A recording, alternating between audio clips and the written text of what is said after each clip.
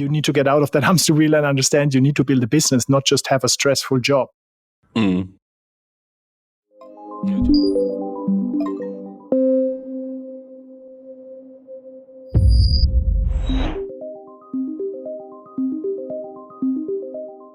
Hello there and welcome to our new Ask the CEO Q&A session here at the Virtual Frontier.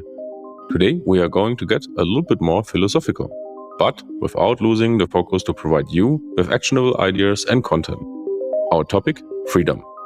To be more specific, entrepreneurial freedom. Why is it that so many of us start an entrepreneurial journey and after some time has passed, we find ourselves trapped? Trapped by the circumstances, the growth of the company and the surrounding environment. Let's be blunt and recognize first, we are most probably still running in a golden hamster wheel. How can we break out of these vicious cycles and gain back freedom we were looking for in the first place? See you in just a flash on the other side.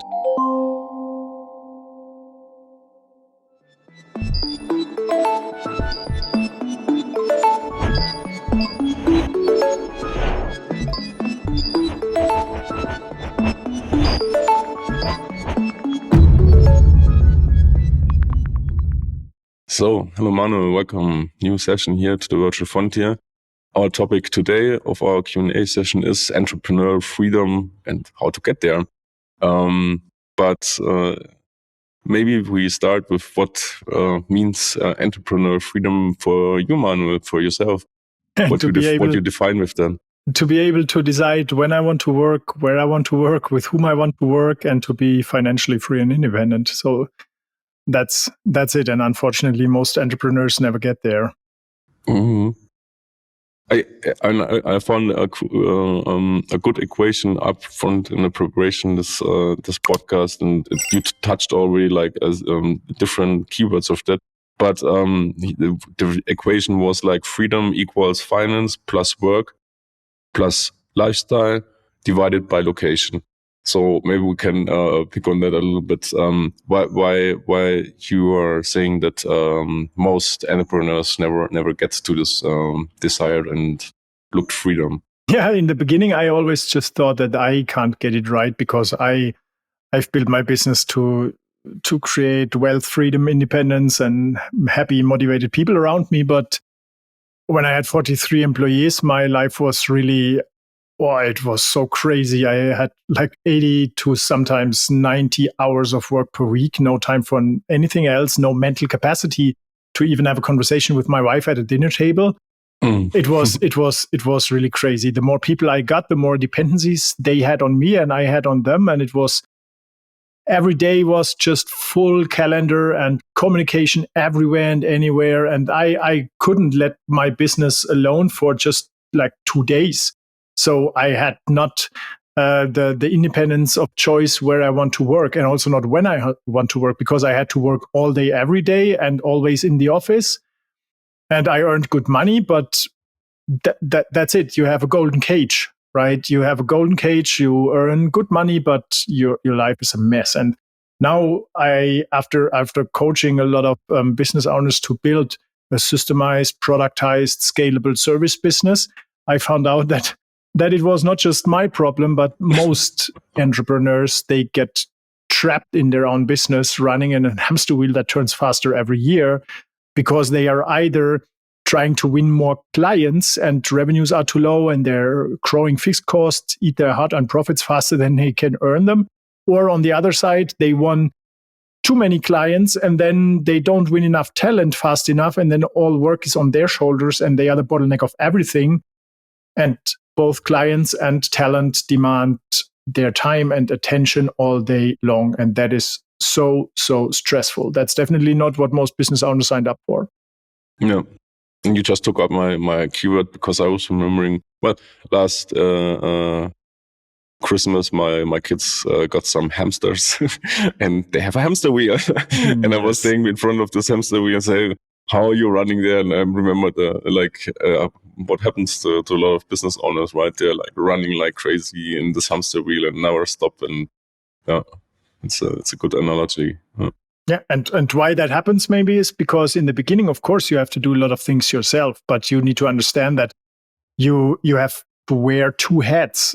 the one hat, or you have to play two different roles. One role is the operator, like doing work in the business yourself. And in the beginning, you have to do a lot of work yourself. And then the business builder, this is the person building teams and systems that run independently from you, so that when your business grows, your workload and your stress won't just grow through the roof, because you have systems and teams that run and grow the business independently from you, and you are not a bottleneck anymore. But most business owners never get to this point that they understand, okay, I have to build systems and I have to work myself out of the business. And every year you should get more free time instead of more work, right? And every year you should focus on working more on the business than just in the business. And either they don't understand it, or they don't even have the time to think about that, because they are constantly driven and jumping and reacting to people that want their time and attention. So you need to get out of that hamster wheel and understand you need to build a business, not just have a stressful job. I just remembered, and we're gonna have to hear him probably on the show, the CEO of Bolt, it's a unicorn company in the US, and they're actually the first unicorn startup company that are officially setting their work limit to 4 days per week. So the company is just open for business for 4 days, let's say this way, and the rest of the time they're really using to have those free time, right? And allowing that from a company side seems to me really valuable to help open up the spaces already for the people that work with you also. Yeah, I don't believe in that restriction, right? I believe that people should be educated and supported to work when they want, how much they want to work. And it is not the amount of time that you spend in the business, but what matters is the result. It's the effectiveness. How you, I mean, that is a funny thing, because I'm not sure where it was, but in the German press, I read somewhere that there was another employee that automated all his work. And then the boss realized that and was totally like, wow, what is this guy doing? Is he kidding me? And I mean, I would celebrate such a guy so hard, because this is the smartest thing you can do. And I would celebrate every and any employee that is able to work him or herself out of the business, because that means he built a system in the business that is a real asset that can run and create value independently from people. And why not pay this person just to oversee and maintain this system and help others do the same? Then you will create a scalable business that consists of systems, and not just desperate, overworked and stressed people trying to get all the work done. No, I get it. Really funny that this boss that you mentioned was like angry on his employee because he automated his work, right? So we should probably get him a better bonus or a gold medal, better role. When we take over on a entrepreneurial journey, let's say, why is it so important to be aware on the cost side on personal cost side that will take this journey, like that you will have on this journey? What do you mean with personal cost side? My personal cost or the cost of the business? Yeah. Look, I remember we had a conversation a couple of weeks ago, and you told me that if you would put yourself today in the same situation, like starting a new business, like from scratch, you would do probably things differently, or maybe you wouldn't do it in the same way or at all, but whatever comes there, right? So I like having this cost, what will it take for me to like really get the startup or this company up and running and make it profitable in a long term? So because many times they have like an idea, okay, I want to make this business working, and I put this 80, 90 hours for a couple of years. And then like after this time, they're like disappointed and say, oh, I lost so many things on the other side or whatever, whatever. Yeah, it's a trade-off, right? You cannot build, I mean, maybe I'm wrong with that assumption, but it's hard at least to build a business with just 8 hours per day, especially when you never did it. When you build a business, I mean, that's a good comparison to when I started building my first business, Bright Solutions, and I have some other businesses, and some of them failed. And these businesses were basically helping me to acquire the skills and competencies to build a business and operate a business based on systems, not just me. And to build that up and to learn all that, you have to fail a lot of times, because otherwise you won't learn it. But once you did that, then it's a lot easier. And when I founded FlashHub, it's so systemized, it's so well organized. We have grown to 1 million revenue really fast in 1.5 years, while it took me 9 years in my first business to get to 1 million revenue. So what I want to say is, in the beginning, it's really hustling. It's really hard. It's learning. It's failing, and learning and improving. But once you have the skills and competencies, you can apply them again and again to build a business faster without your personal involvement. As most of your time, you spend that on failing and correcting, and that takes a lot of time. So I think you need to be aware that building a business takes a lot of time and is sometimes really stressful. And when it comes to cost, you definitely want to avoid growing uncontrolled fixed costs. I would always grow revenues first and keep my costs flexible, even if my profitability is lower. But you cannot imagine how high the stress is when your fixed costs grow every month, until I had 250,000 euro in 2018 per month on fixed costs. And when you can't win the next big client and you have these high costs, it's a nightmare. And then you have a lot of stress, and that will push you to make even worse decisions, because under stress, you cannot make good decisions.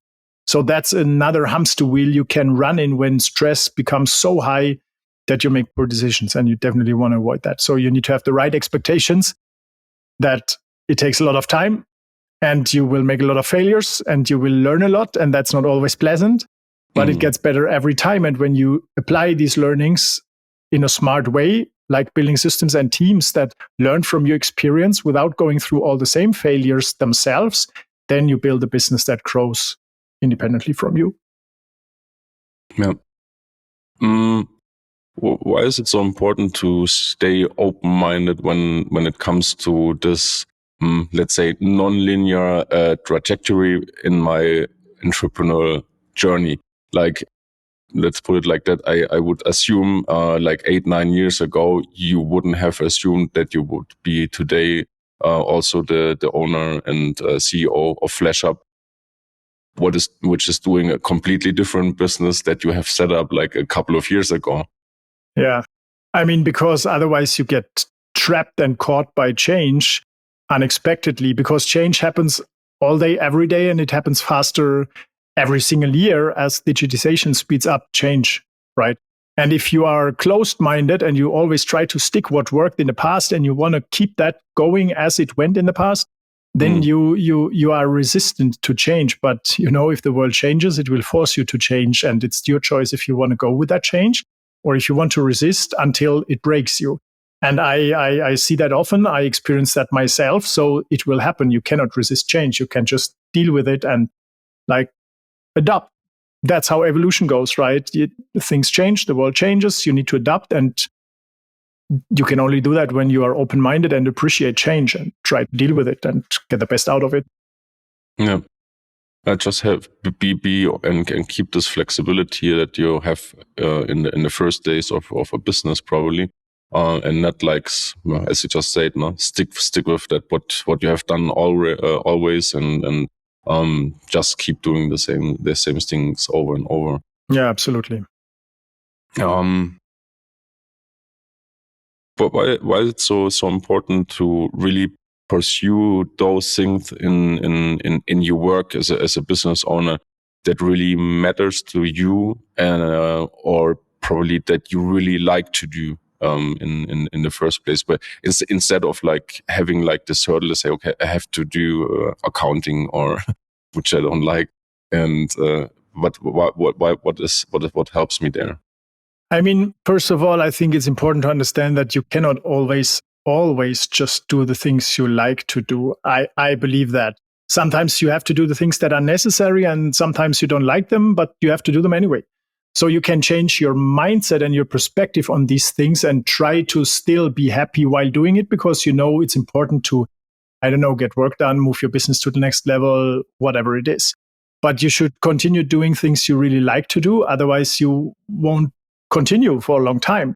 And to be able to grow a business to a certain amount of revenue, to a specific size, you need to do the things for a long time. And if you don't enjoy it, your life will just be poor or boring or very stressful, can be all of that. And building a business is not always fun. You have to deal with a lot of problems. So obviously you need to solve problems. That's what it all is about when it comes to growing a business. Because there is only growth when there is a problem and you need to solve this problem, and then you hit the next growth step until you hit the next plateau, and then you need to analyze why and find the problem and solve the problem. This is all growing a business is about, and this is how you also grow personally. So if you are good and if you enjoy dealing with problems and solving them instead of just seeing them as a problem and trying to fight the problem and asking yourself, why is that problem here and why me and all that stuff, then you will continue going and growing a business and also grow as a person. Yeah. Manu, where do I find this purpose in my business everyone is talking about? Yeah, just go back and ask yourself, why did I want to start the business in the first place when I decided to start my business? That's your purpose. And now if you've grown your business for some years, and then you can look and check if you really got what you always dreamed of. And if the question is no, then it's time to change. You were just talking about the entrepreneur day in, day out, confronting and solving problems. What do I do when things are getting really difficult and really hard, and maybe I struggle, or I'm starting to doubt myself if I'm on the right track? Maybe you can give us a little bit more clarity how you tackle those situations. Yeah, I think these are two dimensions. The one dimension is that this is then your stretch zone, and this is when you really will grow as a person. But on the other side, you need to make it a habit to get some distance to the problem, because if you identify yourself so deeply with a problem, you're constantly thinking about the problem, you cannot separate it from yourself, then you will become the problem. So you need to see it from an outside perspective instead of trying to solve it within you. And that helps when you find a person that is not impacted by the problem in the same way as you are, so that the person can give you feedback and suggestions and ask you questions from an outside perspective, which is typically a totally different perspective. And this person can see the problem more objectively than you can, as you identified yourself so deeply with the problem. So hiring a person that can do this question ping pong and give you the outside perspective, typically that's a coach. That is something very valuable. How was your work or day-to-day business as an entrepreneur a couple of years ago, and how has this changed as you adapted a lot of those things that you have just mentioned in this conversation? Yeah, one of my clients recently said that before he started working with me, he was running around like a headless chicken. And that is where I would say, yeah, that's me. That's me before 2018, I would say. 80-hour work weeks, always in meetings, always stressed, never have a rest, no time and mental capacity for family and friends. Yeah, it's crazy. I never want to go back to that. I had no systems even. I always just had goals, and I was pushing, and I expected from others that they push with the same intensity and into the same direction as I did. But sometimes they resisted. So I also had to fight against their resistance somehow, not only just deal with my own workload, but also try to keep them motivated and engaged and pushing forward.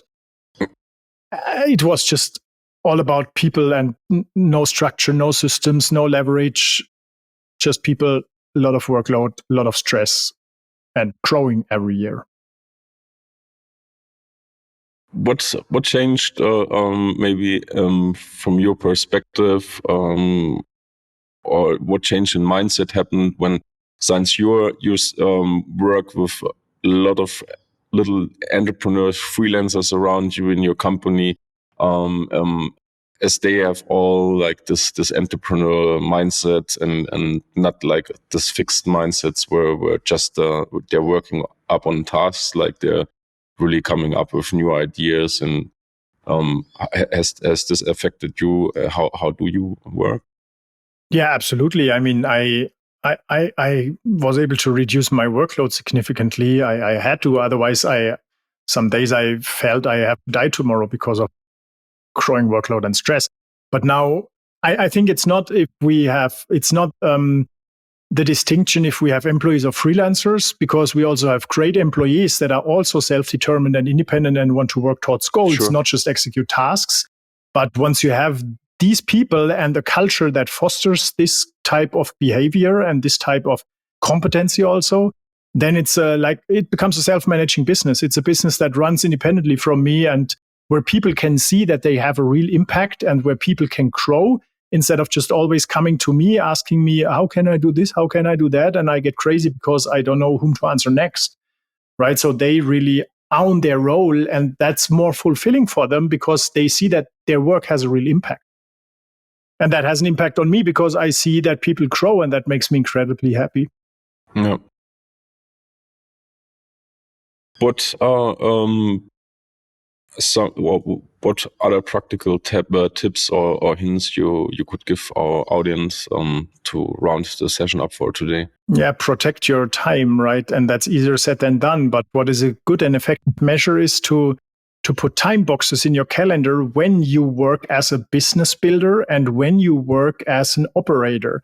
And then really protect this time box and shut off and switch off all communication channels and stick to it. Because, you will always have more work than you have time, but you want to make sure that you get the important things done and that only those things that are not so important fall off the desk. You don't want to miss the important things. And the most important thing is business builder time.